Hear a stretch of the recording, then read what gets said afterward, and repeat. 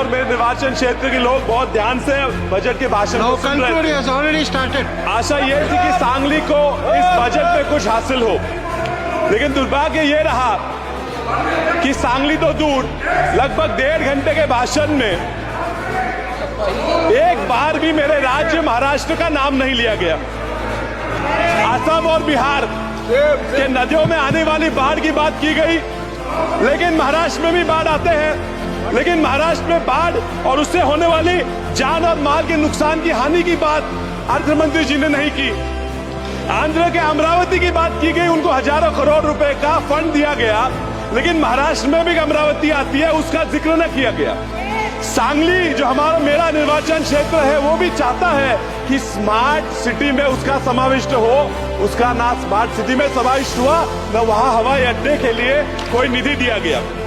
बिहार के सिंचाई योजनाओं के लिए AIBP और PMKSY से निधि देने की बात की गई, लेकिन मेरे महाराष्ट्र में, मेरे सांगली में विस्तारित महिषा और विस्तारित टेमू प्रकल्पों के लिए AIBP से निधि देने के लिए अर्थ मंत्री को कोई जरूरत महसूस नहीं हुई।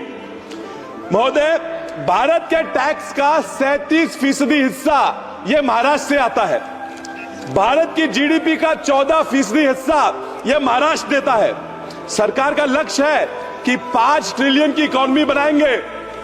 5 ट्रिलियन की इकोनॉमी बनाने के लिए अगर भारत का महाराष्ट्र से 1 ट्रिलियन की इकोनॉमी ना बने तो ये 5 ट्रिलियन मुमकिन नहीं है।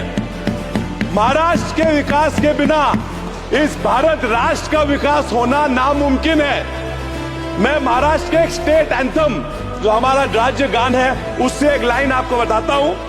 दारिद्र्याच्या उन्हात शिजला, निढळाच्या घामाने भिजला, देश गौरवासाठी झिजला, दिल्लीचे ही तख्त राखितो महाराष्ट्र माझा। इतिहास गवाह है सर कि दिल्ली का तख्त सलामत रखने की जिम्मेदारी महाराष्ट्र लेता था, लेता है और लेता रहेगा। फिर चाहे वो आर्थिक हो, सामाजिक हो, साहित्यिक हो या राजनीतिक हो, ये जो सरकार बनी है इसको सलामत रखने का काम भी महाराष्ट्र ने उनको 17 सांसद देके किया है। अब महाराष्ट्र को हमें भूल जाओ, हमारी तरफ मत देखो, लेकिन उन 17 सांसदों को देख के तो महाराष्ट्र के लिए कुछ तो देना चाहिए था। अभी ये दिख रहे कुछ सांसद मुस्कुरा रहे हैं, इनको देख के पिक्चर का एक गाना याद आता है, तुम इतना जो मुस्कुरा रहे हो, क्या गम है उसको छुपा रहे हो। मैं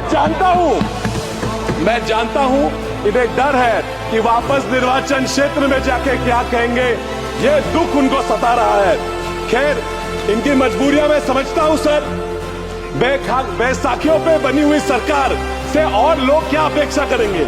मुझे डर है कि ये बैसाखियों पे मजबूरी चलने वाली सरकार अपना देश न डुबा दे।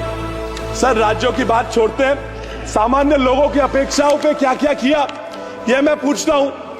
MSP को लीगलाइज करने की बात की, ये इन्होंने नहीं की। लोगों का कर्जा, किसान कर्जे से मर रहे हैं, कर्जा माफ करने की मांग की, वो दखलंदाज कर दी। महंगाई सीमित रखने के लिए तो इन्होंने कुछ किया ही नहीं। सर, EPS में 7,000 रुपए मासिक पेंशन देने की बात हुई, वो इन्होंने नजरअंदाज कर दी।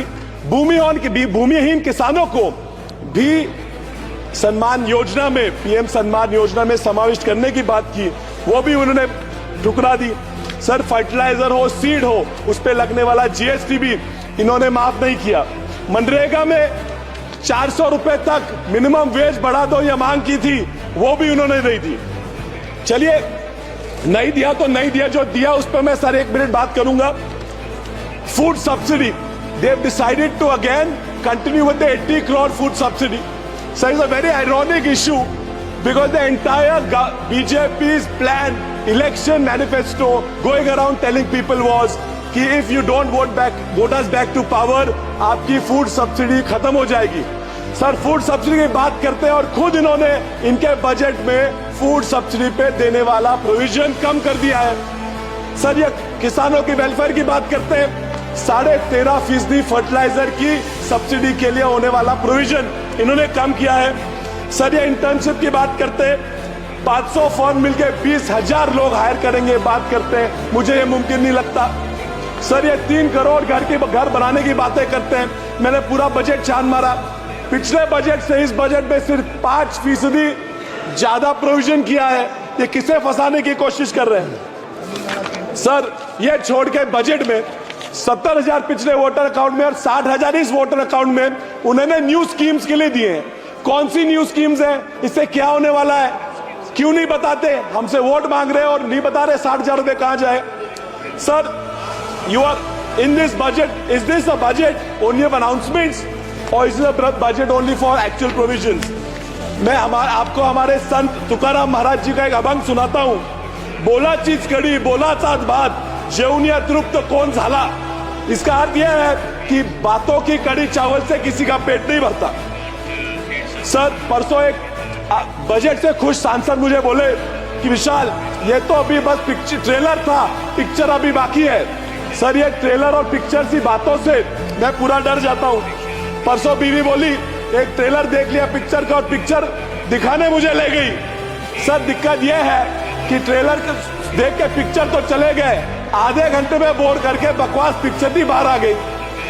सर, ये दिक्कत इस सरकार से मेरी यही है कि ट्रेलर तो ये बहुत अच्छा बना लेते हैं, लेकिन इनसे पिक्चर नहीं बनती क्योंकि डायरेक्टर में ही प्रॉब्लम है।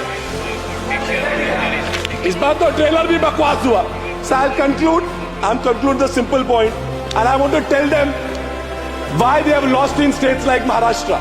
And they may go on and talk about how the constitution was brought in and how caste equation was brought in, but that is not the reason for them losing majority of the states of India. They have lost because of the article by Indian Express which says that in every state where the GDP has dropped, the BJP has lost.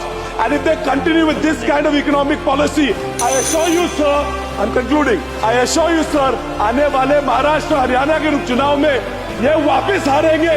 इसलिए इनको अनुरोध है कि economy पे ध्यान दो, वरना आप ज्यादा दिन उस तरफ नहीं रहने वाले। धन्यवाद।